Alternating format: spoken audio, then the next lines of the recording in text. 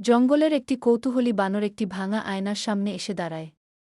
আয়নার ভেতরে নিজের প্রতিবিম্ব দেখে সে প্রথমে বুঝতে পারে না যে ওটা সে নিজেই।